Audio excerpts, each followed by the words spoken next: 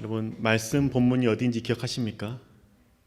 우리가 찬양 예배 드릴 때마다 예배를 시작할 때 말씀을 읽고 시작합니다. 그 이유는 예배의 시작이 곧 하나님 앞에 드려지는 시작이기 때문에 여러분 말씀 본문 기억하시고 함께 예배 드리면 좋겠고요.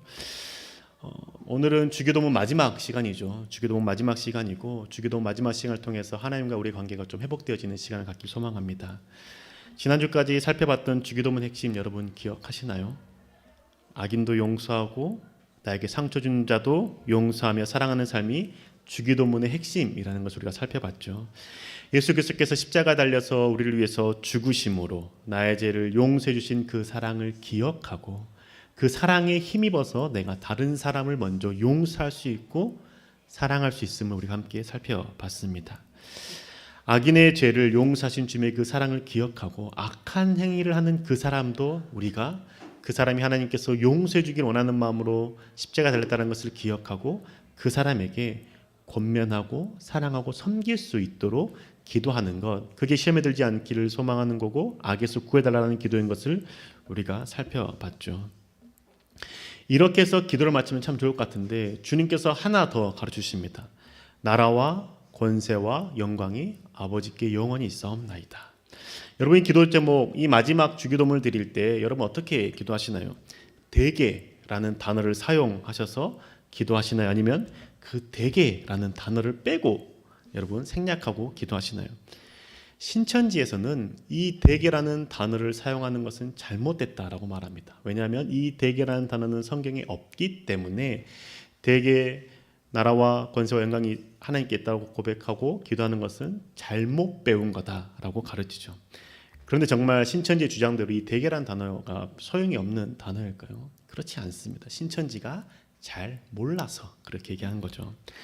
이 성경 원어에는 호티라는 단어가 있습니다. 이 호티라는 단어는 왜냐하면 무엇하기 때문입니다 라는 단어입니다. 이 호티라는 단어를 우리가 한국어로 번역할 때 중국어 성경을 참고해서 번역했기 때문에 중국어에서 무엇이기 때문에 라는 단어 대개라는 단어를 그대로 가지고 와서 사용했었습니다. 그런데 이 대개, 즉 무엇하기 때문에입니다 라는 이 중국어 대개를 그대로 사용했는데 시간이 지남에 따라서 이 대개라는 의미가 희석되어진 것이죠. 대체로 그러하다라고 이해하기 시작한 겁니다.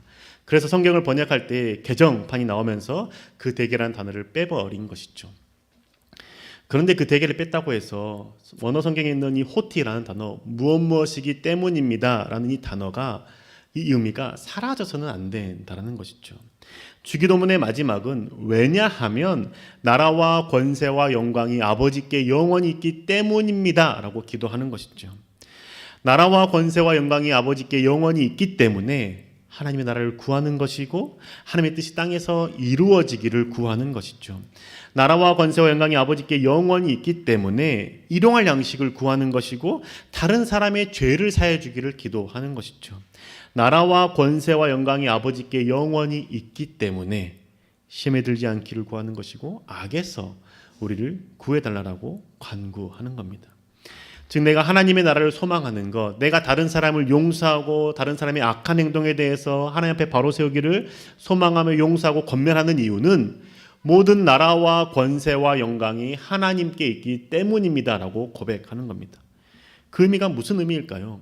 왜 하나님께 있기 때문에 우리가 그 모든 것들을 구하는 걸까요? 이게 왜 예수님께서는 마지막에 이렇게 기도하라고 가르쳐 주시는 걸까요? 그 이유는 내가 하는 것이 아니라 하나님께서 하는 것이다라는 것을 너희들이 기억하라라는 겁니다. 마치 내가 하나님 나라를 구하는 것이 내 힘으로 구하는 것 같고 하나님의 뜻을 이 땅 가운데 이루는 것이 나의 노력으로 이루는 것 같지만 아니야. 모든 것은 하나님께 있기 때문에 네가 할 수 있는 것이야 라고 가르쳐 주는 것이죠. 내가 용서하려고 노력하기 때문에 용서할 수 있는 것이 아니라 주님께서 이미 하셨기 때문에 할 수 있는 것이고 우리가 주님의 나라 가운데 속했기 때문에 할 수 있는 것이고 그 용서할 수 있는 능력이 하나님께 있기 때문에 그 능력이 내게 힘에서 할 수 있다라고 주님께서는 가르쳐 주는 것이죠. 내 안에서 선한 것을 찾으려고 하지 말고 모든 선한 것의 아버지 되시고 온전한 선하신 하나님께로부터 구함으로 말미암아 하나님의 능력과 하나님의 권세와 하나님의 그 뜻을 말미암아 행할 수 있음을 알려주는 것이죠. 오래된 영화이지만 혹시 여러분 달마의 놀자라는 영화 아십니까? 아주 옛날 영화입니다. 이 영화에 보면 주지스님이 한 가지 그 질문을 내죠. 퀴즈를 냅니다. 깨진 항아리를 갖다 놓고 이 밑독이 깨지는 이 항아리에 물을 가득 채우라라고 얘기하죠. 이 밑에 이 깨진 항아리에 물을 가득 채우기 위해서는 어떻게 해야 될까요? 물이 빠지는 속도보다 물을 부어넣는 속도가 더 빠르면 됩니다. 그런데 계속해서 그렇게 물을 빠르게 부을 수 있을까요? 지친다라는 것이죠. 그러면 어떻게 해야 될까요? 그 영화에서 나오는 장면은 그 깨진 항아리를 호수에 던져서 넣는 것이죠. 그렇게 그 깨진 항아리가 호수나 강 안에 온전히 들어갔을 때 그 항아리의 입구까지 물이 가득 차게 된다라는 것이죠. 우리가 하나님을 믿는 것, 우리가 하나님 앞에서 우리의 능력을 행하는 것이 아니라 하나님께서 내 안에 능력을 주셔서 행한다는 것을 믿는 것 이와 같다라는 겁니다. 내 능력으로는 불가능하다는 사실을 깨닫고 내가 하나님 말씀 앞에 온전히 들어갈 때, 내가 하나님의 그 사랑 앞에 온전히 잠길 때에 우리는 내가 용서하는 것이 아니라 하나님께서 내게 용서할 수 있게 하신다라는 그 고백을 할 수 있다라는 것이죠. 내 능력을 포기하고 나의 힘과 나의 권세와 나의 능력을 행하는 것이 아니라 하나님께서 하신다라고 고백하는 것, 그렇게 사는 삶 어떻게 가능할까요?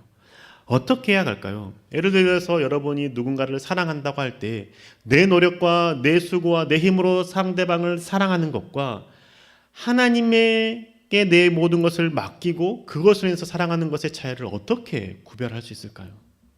어떻게 그것을 구분할까요? 그 구분하는 기준은 내가 하나님의 도구로서 지금 사랑하고 있나? 라는 것을 생각하면 되는 겁니다. 내가 하나님의 손에 들린 도구로서 사랑한다라면 나는 도구는 능력이 없기 때문에 상대방이 내 사랑에 대해서 감동을 하든지 변하든지 그러지 않든지 아무런 상관이 없는 것이죠. 왜냐? 나는 하나님께서 나를 도구로 사용하셔서 나를 사랑하게 하셨던 것이기 때문에 상대방이 변하지 않는 것, 상대방이 감동하지 않는 것 또한 하나님의 능력과 하나님의 개입하심이 아직 없는 것이다라고 고백하는 겁니다. 내가 도구로서 누군가를 사랑하고 내가 도구로서 하나님의 나라를 이루고자 할 때에 우리 가운데 있는 그 바른 인식은 하나님께서 나를 사용하시는 것이기 때문에 그 결과 또한 하나님께서 책임지신다라는 믿음을 갖는 것이죠.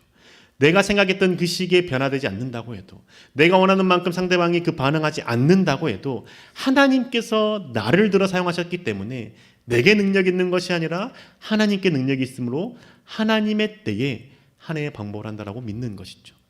그런데 내가 하나님의 도구로서 사랑하는 것이 아니라, 내가 하나님의 도구로서 하나님의 나라를 이 땅 가운데 세우는 것이 아니라 나의 능력과 나의 힘으로 세운다라고 생각한다라면 내가 도구를 손에 쥔 자가 되는 것이죠. 그러면 상대방이 변하지 않는 것, 상대방이 감동하지 않는 것, 내 능력 부족이라고 생각하는 겁니다. 그래서 내가 도구로서 사용했을 때 상대방이 감동되지 않고 상대방의 삶의 모습이 변화되지 않으면 내가 사랑하려고 했던 그 노력들 접어버린다는 것이죠. 왜? 변하지 않기 때문에. 왜? 상대방이 감동하지 않기 때문에. 상대방이 아무런 변화가 없는 것처럼 느껴지기 때문에 이 사람은 변화시킬 수 없어. 해도 내 힘만 낭비하는 것이야 라고 생각하는 것이죠. 그런데 내가 도구로서 있다라면 내 힘을 낭비하는 것이 아니라 하나님의 때에 하나님의 방법으로 그 사람을 변화시켜주고 그 사람 가운데 감동시켜줄 것이라는 것을 믿고 계속적으로 끊임없이 사랑을 쏟아 부을 수 있는 것이죠. 내 사랑으로 사랑하는 것이 아니기 때문에 가능하다는 겁니다. 내 능력과 내 수고와 내 힘이 아니라 하나님의 능력과 하나님의 일하심으로 사람을 변화시킬 수 있는 것이죠. 그냥 나는 하나님의 도구로 쓰임받을 뿐이라는 겁니다. 이 사실을 인식하는 사람만이 주기도문을 온전히 드릴 수 있는 것이죠. 왜냐하면 하나님께 나라와 권세와 영광이 영원히 있기 때문입니다 라고 고백할 수 있는 것이죠. 내가 하나님의 도구라는 사실을 온전히 받아들이는 사람만이 이 땅에서 하나님의 나라를 세울 수 있는 것이죠. 내가 하나님의 도구라는 사실을 받아들일 때 하나님이 나를 도구로 사용해 주시고 하나님의 손에 나를 들어서 사용하심으로 누구의 나라를 세우는 겁니까? 하나님의 나라를 세운다는 것이죠. 그런데 하나님의 나라를 세우는 것이 내가 하나님의 도구로 있다라고 생각하지 않는 사람은 내 나라를 하나님의 이름으로 세우려고 하는 오류를 범하게 된다라는 겁니다. 이 땅에 세워지는 나라는 하나님의 나라인 것이지 내 나라가 아니라는 것이죠. 내가 원하는 나라가 아니라, 내가 살기 좋은 나라가 아니라, 내가 평안한 나라가 아니라 하나님의 나라가 이 땅 가운데 세워지길 바라고 하나님의 뜻이 이 땅 가운데 세워지길 바란다라면 그 뜻을 이루시는 하나님의 손에 나는 도구로서 있으면 된다라는 것이죠. 하나님의 손에 내가 들려 있을 때, 하나님께 나를 사용하실 때의 나의 삶이 가장 가치 있고 가장 온전하며 가장 행복하다라는 사실을 믿는 사람만이 하나님의 나라와 권세와 영광이 아버지께 영원히 있기 때문입니다 라고 고백하며 기도할 수 있는 것이죠. 하나님의 말씀을 따라 사는 삶이 가장 복되다라는 사실 여러분 고백하십니까? 내 뜻이 땅 가운데 이루는 것이 아니라 하나님의 뜻을 이 땅 가운데 이루는 삶이 가장 기쁘고 가장 즐거운 삶이라는 그 사실 여러분 믿으시나요? 아니면 하나님의 말씀을 따라 사는 삶에 대해서 내 삶이 아닌 것 같고 내 삶은 없어지는 것 같아서 망설여지고 계시는 분이 계십니까? 그렇게 사는 것이 무슨 유익이 있을까에 대해서 머뭇거려지고 계시는 분이 있습니까? 이렇게 머뭇거려지는 이유가 무엇일까요? 그 이유는 제가 생각하고 고백하기로는 하나님이 나를 지으셨구나, 하나님이 이 땅을 만드셨구나에 대해서 온전히 믿지 못하기 때문이라고 저는 생각합니다. 하나님께서 이 땅을 만드셨고 나를 만드셨다면 창조자 하나님께서 나를 하나님의 말씀으로 바르게 세운다는 것 또한 그것이 가장 온전한 길이고 생명의 길이라는 것을 믿을 수밖에 없는 것이죠. 왜냐? 하나님의 뜻을 따라 이 땅이 만들어졌기 때문입니다. 하나님의 뜻을 따라 내가 창조되었기 때문인 것이죠. 그러면 하나님의 뜻을 따라 내가 살아갈 때, 그 말씀을 따라 내가 살아갈 때, 그 말씀에 내 삶을 던질 때에만 그때야 비로소 내가 온전한 삶을 살 수 있고 생명이 넘치는 삶을 살 수 있다는 것을 고백할 수 있는 것이죠. 근데 그것을 믿지 못할 때 창조 하나님의 손에 내가 있기를 바라는 마음이 아니라 내 인생을 내가 설계한 대로 내가 바라는 대로 살아가고 싶은 마음이 있다라면 우리는 하나님의 손에 들린 도구로서의 삶이 아니라 내가 그 도구를 손에 쥔 자로서의 삶을 살아가려고 하는 것이죠. 여러분, 우리가 하나님 앞에서 가장 행복할 수 있고, 아니 세상 사람이 보기에도 가장 행복할 수 있는 그 유일한 길은 하나님의 손에 내가 도구로 들려 있을 때, 하나님의 말씀에 내가 온전히 순종할 때임을 여러분 믿기를 원합니다. 그러한 삶이 정말 복된 삶일까에 대한 의문이 들 수 있지 않습니까? 그런데 그러한 삶을 살았던 사람이 있습니다. 바로 사도 요한인 것이죠. 사도 요한은 예수님의 제자 중에 한 명이었고 예수님의 사랑을 받았던 사람입니다. 그런데 그 사도 요한이 예수님의 사랑을 받았는데 사도 베드로가 그 요한을 질투할 정도의 마음을 갖고 있었습니다. 요한복음 21장 20절과 21절의 말씀입니다. 베드로가 돌이켜 예수께서 사랑하시는 그 제자가 따르는 것을 보니, 여기서 예수께서 사랑하는 그 제자가 바로 사도 요한인데요. 그 제자가 따르는 것을 보니 그는 만찬석에서 예수의 품에 의지하여 주님을 파는 자가 누구오니까 묻던 자더라. 이에 베드로가 그를 보고 예수께 여짜오되 주님, 이 사람은 어떻게 되겠사옵니까? 지금 이 장면이 어떤 장면이냐면 예수님께서 부활하신 다음에 베드로에게 네가 나를 사랑하니라고 3번 물으신 다음에 내 양을 먹여라, 내 양을 쳐라, 네 팔을 내가 벌려서 너는 네가 원하는 곳에 가지 않고 하나님의 뜻을 따라 살아갈 것이다 라고 말씀하신 다음에 있는 장면입니다. 베드로는 예수님께서 나에게 자신에게 양을 먹이고 치라라는 말씀을 들었습니다. 그러고 나서 보니까 예수님께 사랑하셨던 저 사도 요한, 저 사람을 주님께서 어떻게 쓸지가 궁금해진 것이죠. 그래서 주님, 저 사람은 어떻게 되겠습니까? 라고 물어봤던 겁니다. 그때 예수님께서 뭐라 대답했습니까? 너는 그 사람이 어떻게 될지 상관하지 마. 그리고 너는 나를 따라 라고 말씀하는 것이죠. 다른 사람이 예수님의 사랑을 더 받는지 더 쓰임받는지에 신경 쓰지 말고 너가 예수님의 말씀을 따라 살아가면 돼. 너는 너의 삶을 살아가고 너는 내 도구된 자로서의 삶을 살아가면 돼 라고 말씀하는 것이죠. 그렇다면 베드로가 그렇게 궁금해했던 사도 요한의 삶은 어떠했습니까? 평생토록 예수님의 어머니 마리아를 모시는 삶을 살았습니다. 예수님께 십자가 달려 죽으실 때 마리아에게 이 사도 요한을 가르치면서 당신의 아들입니다 라고 말하고, 사도 요한에게는 마리아를 보면서 너의 어머니다 라고 말씀하셨죠. 요한복음 19장 26절과 27절의 말씀입니다. 예수께서 자기의 어머니와 사랑하시는 제자가 곁에 서 있는 것을 보시고 자기 어머니께 말씀하시되 여자여 보소서 아들이니이다 하시고, 또 그 제자에게 이르시되 보라 내 어머니라 하신대 그때부터 그 제자가 자기 집에 모시니라. 아멘. 예수님께서 33세쯤에 십자가 달려 돌아가셨습니다. 그때 돌아가면서 죽으시면서 마리아를 요한에게 부탁했습니다. 2000년 전에 유대의 처녀들은 15살이 되면 시집을 갖고 아이를 가졌습니다. 즉 마리아가 아마도 15살쯤에 시집가고 16살쯤 되었을 때 예수님을 낳았을 겁니다. 그러면 예수님께 돌아가셨을 때 마리아의 나이는 몇 살 정도 됐을까요? 40대 후반이 됐을 겁니다. 그리고 예수님이 돌아가셨을 때 사도 요한의 나이는 아마도 20대 중반쯤 되었을 거라고 추정합니다. 그렇다면 사도 요한은 20대 중반의 나이에 40대 후반에 예수님의 어머니 마리아를 모시기 시작한 것이죠. 그런데 이 마리아가 장수합니다. 50년을 더 삽니다. 그래서 사도 요한은 마리아 예수님의 어머니 마리아를 50년을 더 모시게 되는 것이죠. 20대 중반에 모셨던 어머니를 70대 중후반까지 모시게 되는 것이죠. 그 과정 가운데 예수님의 다른 제자들은 어떤 삶을 살아갑니까? 베드로는 예루살렘 교회의 수장이 되어서 교회를 이끌어가고 있고, 또한 사도 바울이라는 사람은 세계 곳곳을 돌아다니면서 예수 그리스도의 복음을 전하며 교회를 세워가고 있었습니다. 그런데 사도 요한은 초기에만 잠깐 예루살렘 교회에서 사역을 했을 뿐, 그 다음에 어머니가 노년의 됨에 따라서 그 어머니를 모시기 위해서 에베소로 이동해서 그 어머니를 모셨습니다. 주변에 있었던 모든 동기들, 예수님의 제자들은 예수님을 위해서 자신의 목숨을 바치고 처형을 당했다는, 순교를 당했다는 소식을 듣게 되고, 교회를 세웠다는 소식을 듣게 되고, 이름이 점점 성도들 사이에서 퍼져가는 것을 들으면서 사도 요한의 마음은 어땠을까요? 나도 예수님을 사랑하기 때문에 예수님에서 내 목숨을 다해서 죽고 싶고, 또한 예수 그리스도를 전하면서 내 생명을 바치는 것이 아깝지 않다라고 여기며 살고 싶지 않았을까요? 그런데 사도 요한은 마리아만을 섬겨야 했습니다. 근데 그 사도 요한이 쓴 성경이 무엇입니까? 요한복음과 요한 1, 2, 3서와 요한계시록의 말씀을 쓰지 않았습니까? 요한 1서의 말씀이 어떤 내용입니까? 하나님은 사랑이시니라. 너희가 하나님을 사랑한다라고 말하면서 형제자매를 사랑하지 않으면 하나님을 사랑한다는 것은 거짓말이다 라고 말했던 그 성경을 쓴 사람이 사도 요한이라는 것이죠. 어머니를 모시고, 자신은 다른 사람들처럼 다른 자들처럼 이름을 날리지 못했지만 어머니 한 명을 모시면서 살았던 그 삶에 사도 요한은 사랑을 깊이 깨닫게 되는 것이죠. 하나님이 사랑이시구나를 깊이 깨닫게 되고 그 사랑을 전하게 되는 겁니다. 그리고 그 사도 요한이 썼던 책이 요한복음이지 않습니까? 요한복음은 다른 복음사와 다르게 예수님의 그 신성을 가르쳐주는 복음입니다.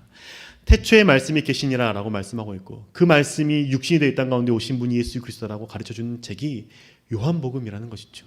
어머니 마리아를 사랑하면서 예수 그리스도의 도구로서의 그 삶을 살아갈 때, 평생을 한 사람을 섬기며 사랑하며 수종을 들을 때 사도 요한이 예수님의 그 신성을 온전히 깨닫게 되는 것이고, 예수님께서 어떤 삶을 사셨는지 그 삶에 대해서 더욱더 깊이 깨닫고 사랑이시구나, 예수님의 제자로서는 사랑해야만 예수님의 제자라는 것을 깨닫게 되었다라는 것이죠.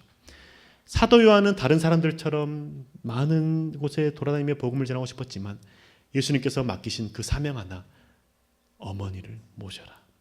이 사명 하나에 자신의 온 삶을 바쳤을 때 하나님을 깊이 깨닫게 되고, 다른 제자들은 발을 돌아다니면서 세계 곳을 누비면서 복음을 전할 때 사도 요한은 그를 통해서 예수 그리스도가 어떤 분이신지 편지를 통해서 전할 수 있게 되었다라는 것이죠. 우리 세상의 기준에 속지 맙시다. 이 땅에 하나님의 나라를 세우는 것은 세상에서 말하는 것처럼 1등이 되어야 된다는 것, 좋은 그릇이 되어야 된다는 그 세상의 가르침에 속지 맙시다. 사도 요한은 한 사람을 사랑하며 섬겼음에도 불구하고 예수님의 그 사랑을 깊이 깨달았고 하나님을 온전히 알았으며 많은 사람들에게 하나님의 사랑이라는 것을 가르쳐 주었습니다.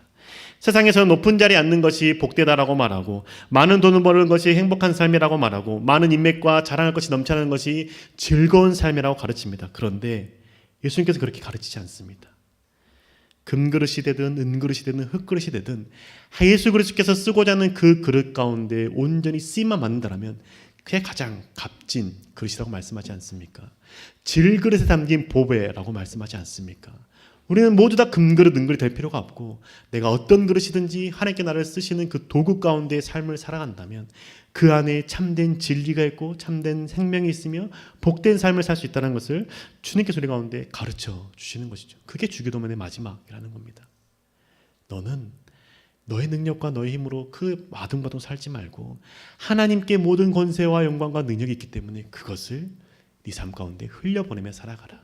너는 도구된 자로서의 삶을 살아가면 네 삶을 하나님께서 반드시 책임질 것이고 네가 있는 그곳에 하나님의 나라가 세워질 것이고 네가 살아가는 그곳에 너는 다른 사람을 용서하며 살아갈 것이고 너는 시험에 들지 않고 악에서 벗어난 삶을 살아가게 될 것이다. 왜? 너에게 능력이 있는 것이 아니라 모든 권세와 능력과 나라가 하나님께 영원히 있기 때문에 너는 그 삶을 살 수 있을 것이라고 말씀하는 것이죠. 사랑하는 여러분, 내가 하나님의 손에 들려있는 도구로서의 삶을 살아갈 때 우리는 온전한 삶을 살 수 있습니다.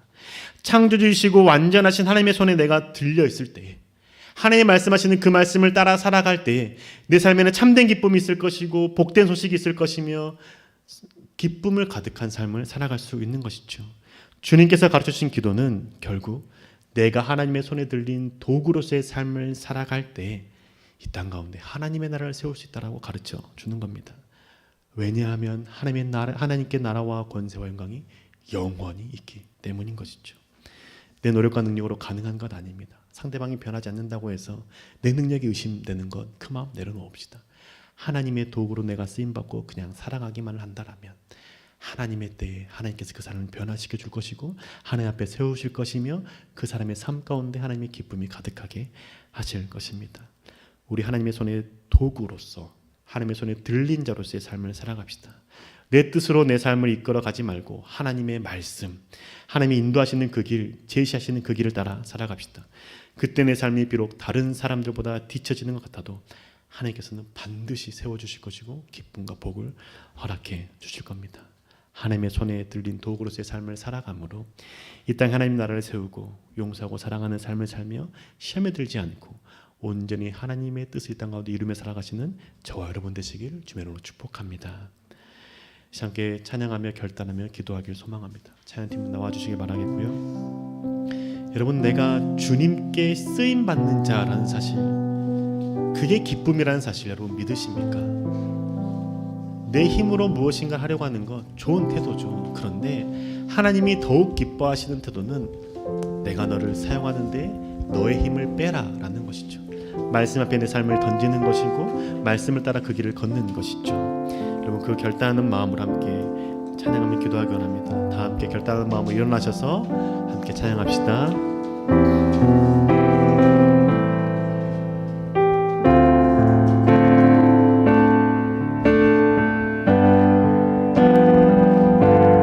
주님, 내가 여기 있사오니 나를 보내소서. 나의 맘 나의 몸 주께 드리오니 주만을 옵소서. 주님, 내가 여기 있사오니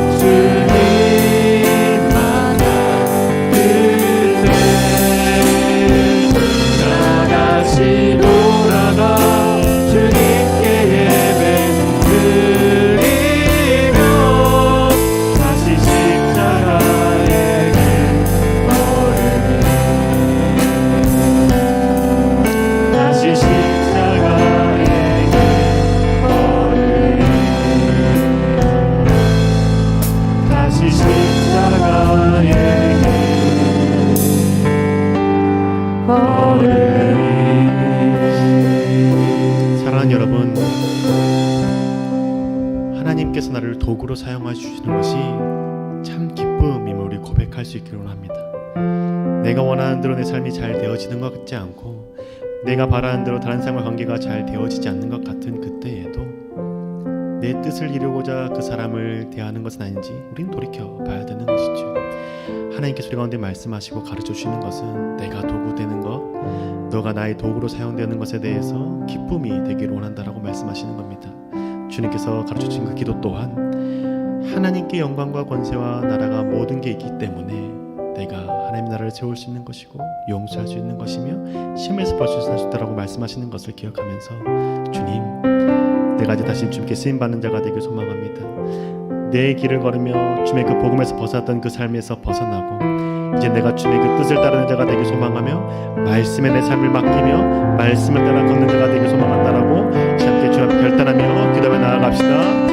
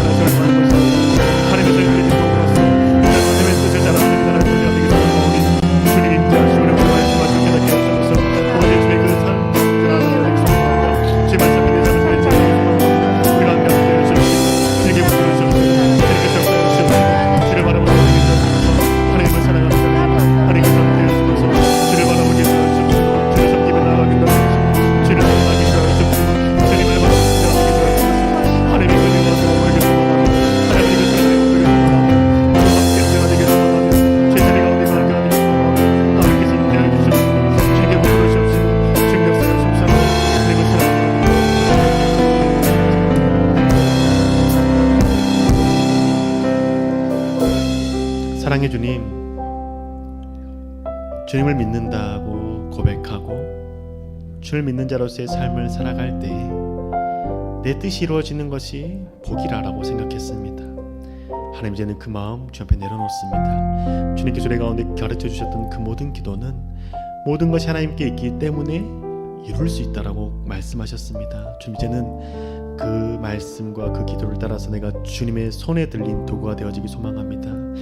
내 뜻을 이 땅 가운데 이루기 위해서, 하나님 나라를 이루기 위해서 애쓰는 자가 아니라 하나님의 뜻을 온전히 이루는 자가 되기 위해서 하나님의 손에 들려있는 도구가 되길 소망하오니 주님, 나를 사용하여 주셔서 말씀을 따라 사는 삶이 되게 해주시고 내 뜻을 걷는 자가 아니라 주님의 말씀 앞에서 내 생각과 나의 능력을 깨뜨리고 온전히 그 말씀의 능력 앞에서 말씀을 따라 살아간 자가 되게 인도하셔서 두려움은 사라지게 해주시고 머뭇거림은 사라지게 해주셔서 온전히 주님의 그 도구로 사용되어질 때가 참 기쁨임을 고백하게 인도하셔서 하나님, 그래서 주님, 우리가 그 복음 앞에 다시 서길 소망합니다. 그 진리되고 복음이 되는 것은 말씀을 따라 살아가는 그 삶이 참된 복된 길이고 온전한 기쁨을 누리는 삶이며 참 생명 가운데 거하는 인생임을 고백하는 길임을 고백하오니 주님, 우리 가운데 함께 하셔서 그 복된 길을 걸어갈 수 있도록 좀 축복하여 주셔서 온전히 주님과 동행하는 삶, 주님이 이끄시는 삶을 따라 걷는 자가 되길 소망하며 살아계신 우리 주 예수 그리스도 이름으로 기도드립니다.